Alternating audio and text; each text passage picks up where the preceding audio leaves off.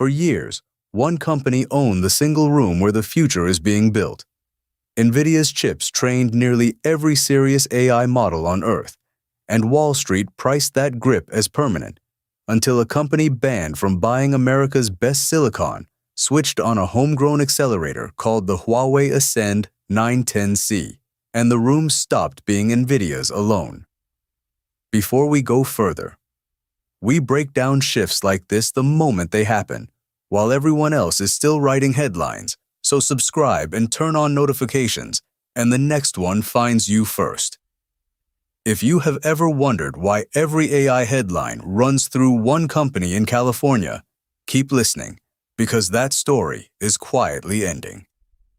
Here is the comfortable version, the one the West has been telling itself for years. Almost every serious AI model you have ever heard of, the chatbots, the image generators, the systems quietly running trading desks and research labs, was trained on Nvidia silicon. Specifically the H100 and the H200, two accelerator chips so dominant that owning them became the price of admission to modern AI. Wall Street looked at that and did what Wall Street does. It called the grip permanent. Nvidia owned the room, and the room, everyone agreed, was not for sale. Then Washington decided to make sure that room stayed shut to one country in particular. In 2022, and again in 2023, the United States rolled out some of the harshest export bans ever aimed at a tech sector. China was cut off from Nvidia's H100 and H200 outright, no more buying the best training chips on the market. And Washington went one level deeper. It also blocked China from buying the ASML EUV machines, the single most advanced piece of equipment in all of chip making, the tool you need to etch the tiniest, most cutting-edge circuits. The bet behind all of this was simple. No EUV machine means no advanced chip. No advanced chip means no Chinese frontier AI. Cut the country off from the one machine and the one supplier, and the whole ambition dies on the table. For a while, honestly, it looked airtight. And then, under that exact same ban, Huawei switched on the Ascend 910C anyway. That is the crack. That is the whole reason we are here. A company on the blacklist, forbidden from buying the machine everyone said was mandatory, put a homegrown AI accelerator into service. And by the end of this, you will understand three things. What this chip actually does, the trick Huawei used to build it without the forbidden machine, and why almost no one is pricing in what it really means. Start with the chip itself, because the phrase AI training chip gets thrown around like everyone already knows what it is. Strip away the mystique, and it is almost boringly simple. An AI training chip is a factory floor for math, nothing more. It runs billions upon billions of tiny multiply and add operations all at once, in parallel. The same dumb arithmetic, over and over, at a scale the human brain cannot picture. Think of how a model learns. You show it something, it guesses. It is wrong. It nudges its internal numbers a hair closer to right, and then it does that again. And again. 1 trillion times over. It is flashcards. It is drilling flashcards until the answers stop being answers and become pure reflex. Except instead of one student with a stack of cards, you have a chip running the whole deck in parallel. Picture that for a second. 1 trillion flashcards, drilled all at once. That is what one of these chips does before breakfast. And here is the part that matters. Training a model is not the same as running one. Running a finished model, asking a chatbot a question, is cheap. Training it from nothing is brutally expensive, and it is the exact bottleneck the entire AI boom is choking on right now. The scarce thing, the thing worth hundreds of billions, is the silicon that can teach a model in the first place. Whoever owns the training chips owns the room. That is why Nvidia's grip felt permanent. And that is what a banned company just reached out and touched. Now, if you are watching this and thinking the honest question, how do you see a move like this before Nvidia's stock does, before the headline even lands? That is exactly the gap almost nobody is covering. If you are tired of reacting to China breakthroughs after the market has already moved, there is a guide called the China Signal that decodes exactly what China is building across semiconductors, energy, and compute, sector by sector, one chapter at a time. Instead of noise, it hands you a framework for reading the early signals, the quiet moves like this one, before the headlines catch up. Scan the code on screen or grab the link in the description. It is the difference between reading the news and reading what is coming. Which brings us straight back to the wall everyone keeps hitting. Because for all of this to be real, Huawei had to do something the entire industry called impossible. Everyone said, you simply cannot build a chip this advanced without EUV. Without the one ASML machine China was forbidden to buy, the light source people insist you cannot make a 7-nanometer chip without. So Huawei could not buy the sharper pen. The question that breaks this whole story open is the workaround. How do you fake a sharper line when you are banned from the sharper pen? You fake it by tracing the same line over and over until a blunt tool starts behaving like a sharp one. That is the trick, and it has a name. Multi-patterning. Huawei's foundry partner, a company called SMIC, could not buy the sharper pen, so it took the blunter one it already had and used it 4 times where the West uses its forbidden pen once. Let me slow that down, because it is the whole game. The forbidden pen is EUV, the machine everyone in the industry swore you cannot make a modern chip without. The light Huawei is allowed to use is called DUV, and DUV is coarser. Think of it as a fatter marker tip. If you draw a circuit line with a fat marker, the line comes out thick and blurry, nowhere near fine enough for a cutting-edge chip. So instead of drawing the line once, SMIC exposes the same wafer several times, each pass shifted just a hair, layering the pattern up until 4 blurry strokes stack into one crisp line. Slower, more expensive, more chances to ruin the whole wafer. But when it works, that old machine climbs all the way up to what engineers call a 7-nanometer class node, which is exactly the territory the sanctions were built to keep out of China's hands. I know how this sounds. Like a cheat code. It kind of is. But it works, and that is the whole point. The rulebook said you need EUV to reach 7 nanometers. Huawei and SMIC turned in a chip at roughly 7 nanometers without ever touching the machine the rulebook demanded. And multi-patterning is only the first trick. Here is the second one, and it is even more clever. The Ascend 910C is not one brand new, freshly designed piece of silicon. It is 2 of the previous chips, 2 910B dies, bonded together into a single package. 2 smaller brains wired into one bigger brain. Roughly double the compute of a single die, without needing to invent a single die monster they could not manufacture anyway. This is called a dual die design, or chiplet bonding, and it is the semiconductor equivalent of gluing 2 engines to one crankshaft because you cannot cast one engine big enough. Now, you would be right to raise an eyebrow here. This is a chip built under sanctions, described largely by the company that built it. So did anyone independent actually check? Yes. Analysts at a firm called Tech Insights did not take Huawei's word for anything. They got hold of a 910C and they physically took it apart, layer by layer, under a microscope, until they could see the 2 bonded dies with their own eyes. Huawei confirmed the dual die design, and Tech Insights independently traced it in the silicon itself. This is not a press release. This is a teardown. So where does that leave us? One chip against one chip? Honestly, Nvidia still wins. On paper, a single 910C still trails Nvidia's top accelerator, the GB200.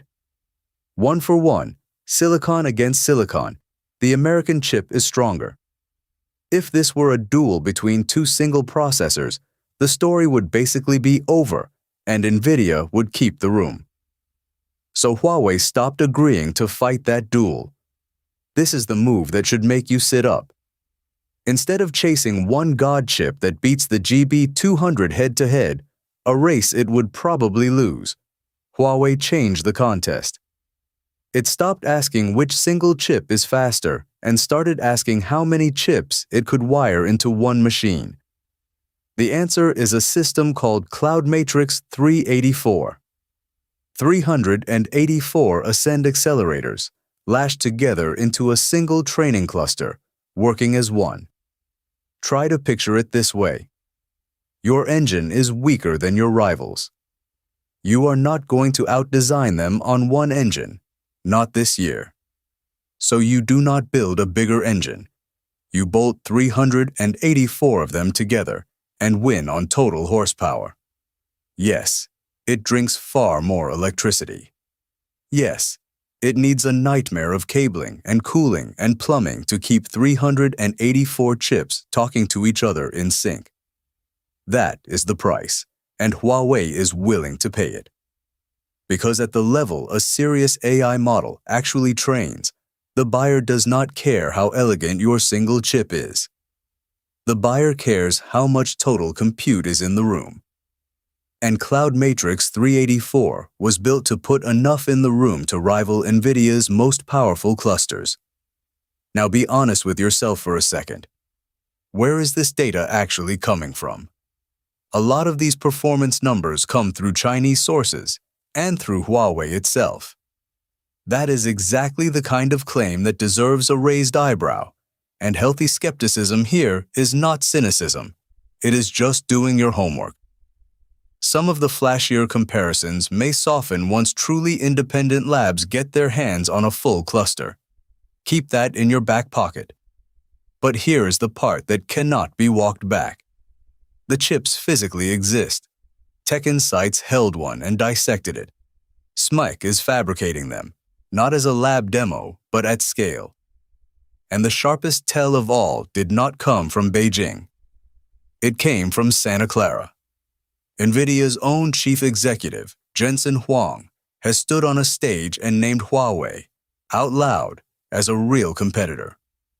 When the man whose company you are supposedly beating names you as the threat, that is not spin. That is a warning he chose to say in public. The technology curve that everyone swore would stay flat forever is starting to bend.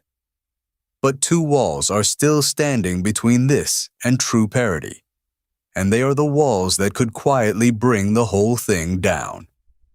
The memory these chips are starved of, and the brutal number of them that come off the SMIC line already broken, because building silicon this hard without EUV means a lot of it simply does not work. Start with the first of those two walls, because it is the one almost no one outside the industry ever stops to think about. Memory. Not the hard drive storage where your files sit. The ultra-fast working memory that lives shoulder to shoulder with the processor and feeds it every number it chews on. It even has a name. HBM, high bandwidth memory. And the cleanest way to picture it is a pantry standing right next to a kitchen. Your math factory, that accelerator running billions of multiply-add operations a second, is a chef working at a speed no human could survive. HBM is the pantry within arm's reach, stocked so full that the chef never once has to stop, turn around, and walk to the store. Now starve that pantry. Slow it down, shrink it, and the fastest chef on the planet just stands there, idle, waiting for ingredients that arrive too late to matter. And China's access to that pantry is choked. The best HBM in the world comes from a tiny handful of firms, SK Hynix, Samsung, Micron, and the same export rules that went after the chips reach around and grab the memory too. So Huawei leans on stockpiles, HBM bought in bulk before the doors slam shut, and on quieter workaround supply that nobody wants to describe on the record. It works. For now. But for now is not a foundation you bet the next decade on, and Huawei knows it. Then, the second wall. Yield. In chipmaking, yield is just the plain, brutal question of how many good chips you actually pull out of a batch, because you never, ever get all of them. And remember the trick from before. SMEC has no EUV machine, so it traces the same pattern through older light again and again, 4 passes to fake the sharpness one clean pass would give. Every extra pass is another roll of the dice. Another chance for a speck of dust, a hair of misalignment, one tiny flaw that quietly kills the chip. This is the part the hype videos skip, so sit with it. A lot of these chips are born broken. They come off the line, they get tested, and a painful share of them go straight into the bin. Fewer good chips per batch, and the cost of every working one climbs. That is not a skeptic's spin. That is physics and money, and it is a real unsolved constraint. So let me be honest in the way this channel has to be. On raw efficiency, on cost per working chip, on memory bandwidth, China has not caught Nvidia. Not close. A Cloud Matrix 384 cluster burns far more power and far more cash to reach a finish line that a rack of Nvidia's best reaches on a fraction of both. Pretending otherwise would be exactly the propaganda I promised you I would not sell. The Western lead on this ground is real. It is measurable. And it is not vanishing next quarter. And yet, here is where the whole thing quietly turns over. Because a monopoly does not have to be beaten. It only has to leak. Think about who is actually buying these chips. ByteDance, Alibaba, the giants of Chinese tech, the companies that used to fill their server halls with Nvidia silicon and pay Santa Clara handsomely for the privilege. Every rack they now stand up on Ascend instead is an order Nvidia will never write. And that revenue does not come back. It is gone, permanently.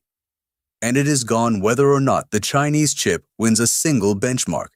Because inside China, the good Nvidia chip is simply not for sale anymore. The monopoly doesn't need to fall. It just needs to spring a leak. And it already has. Which carries us to the strangest twist in the entire story. The export ban itself. It was built for one purpose, to strangle exactly this before it could stand up. And let that flip in your head for a second. The ban meant to stop them may be the very reason they had to build all of it themselves. Think it through. Before the ban, why would Huawei sink billions into its own memory, its own tooling, its own foundry partnership, when it could just buy the best in the world off the shelf from American and Dutch suppliers? It wouldn't. Nobody builds the hard, expensive thing while the easy thing is sitting on the shelf for sale. So wash that option away. Take it off the table entirely. And suddenly, there is no choice left but to build the whole stack yourself. Chips, memory, tooling, all of it. Every export ban quietly became a subsidy. Washington's bet, no EUV, no advanced chip, no Chinese AI, didn't just crack. It may have handed China the one thing it was still missing, a reason it could no longer ignore. So walk it all the way back to where we opened. For years, the deal was simple, almost cozy. One company owned the room where the future of AI gets built, and everyone quietly agreed that room could only ever exist in Santa Clara. Then a company forbidden from buying the best silicon on Earth went and wired 384 homegrown accelerators into a single cluster and trained real models with it anyway, not a prototype on a lab bench. Deployed. Running, right now, inside the data centers of the largest tech firms in the second largest economy on the planet. Nvidia's total grip on that room, the grip Wall Street priced as permanent, a law of nature, is not guaranteed anymore. The room has more than one owner now. The West told itself the future could only be won in Santa Clara. A banned company just proved that assumption is no longer safe to make. And this is exactly how technology curves work. They look flat for years. Flat while everyone insists it is impossible. Flat while the smartest people in the room list all the reasons it cannot be done. Flat right up until the moment it isn't. And then, all at once, it is not flat at all. So tell me below, did the ban actually slow China down? Or did it hand Huawei the whole domestic market on a plate? I read the replies on these, and I genuinely want to know where you land.